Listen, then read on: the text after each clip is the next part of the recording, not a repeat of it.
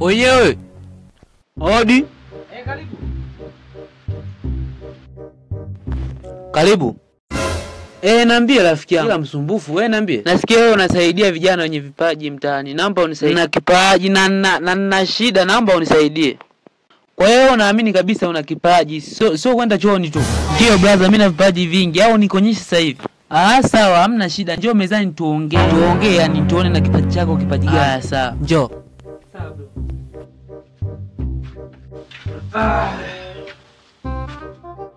Nionyeshe kwa chapchapu hapa, unaweza kufanya kitu gani ambacho kitanilizisha mimi?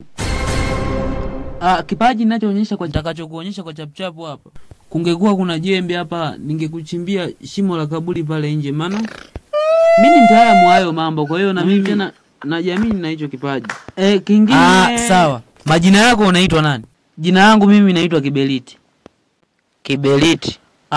Sawa. Je, kipaji gani ambacho unakiweza? Ambacho wewe hicho kipo kwenye damu ambacho unakipenda kabisa. Kwenye kipaji nisiseme uongo. Mimi nina vipaji vingi kama hicho nilichosema hivi. Cha kuchimba kaburi.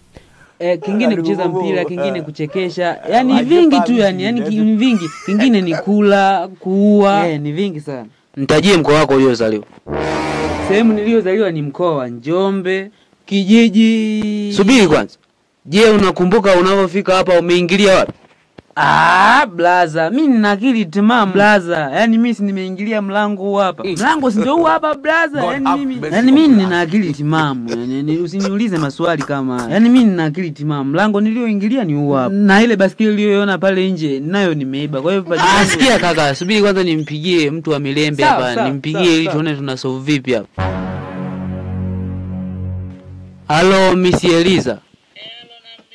Niko na kijana hapa anasema yeye ana kipaji, ila kwa nilivyomwangalia kama hayuko sawa. Kwa hiyo ngoja nikutumie picha yake uone. Kwa hiyo nimekutumia hapo. Iangalie sasa hivi kabla sijakata simu, iangalie kwani alafu kwa nilivyomwangalia hana akili timamu. Sawa, nimekuelewa Mrs. Ngoja nimfanyie kazi.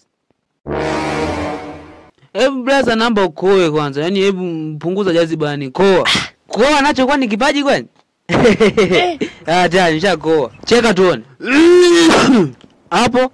Sasa wewe mdogo wangu umeshaanza kuniingiza kwenye akili. Wewe Onesimo njoo. Onesimo njoo. Blaza.